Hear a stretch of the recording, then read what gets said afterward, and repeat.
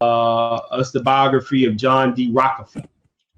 And everybody's heard of John D. Rockefeller, Jay-Z, The Rock, all that. You know, Rockefeller had all the money.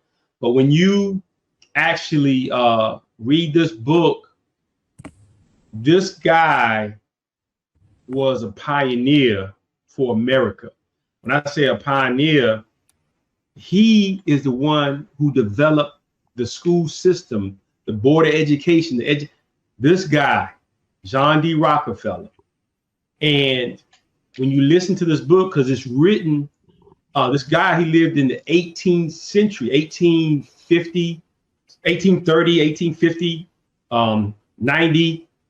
And his thinking, this is my point of view from reading the book, was he couldn't teach that type of information in the school system, because if he did, it's going to affect his bottom line.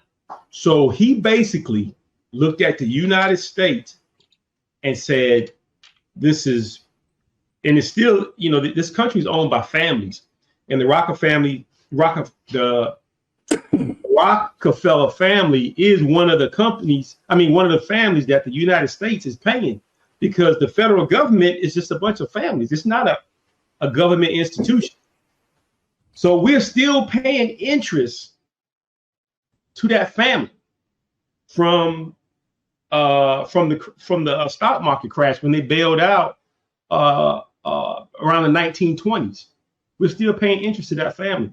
But he couldn't put that information in the school system because people will wake up. They would wake up from that hypnotic rhythm.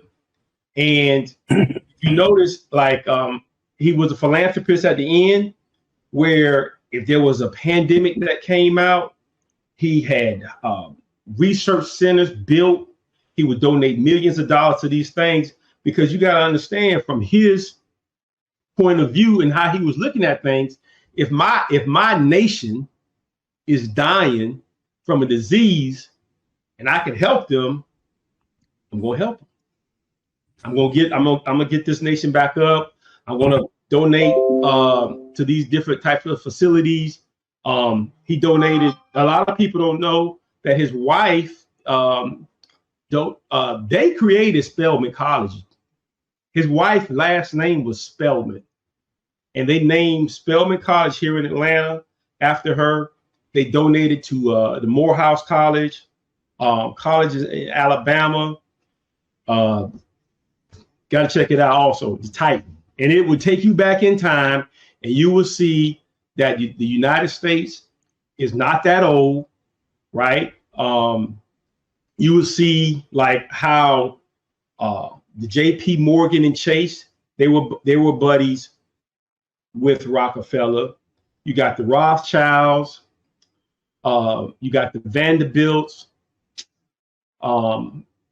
There's another steelmaker, I can't think of his name right now, but all these families, man, they control the United States at one point in time. And there was uprisings and things like that, you know, back in 1900s. But you got to check it out.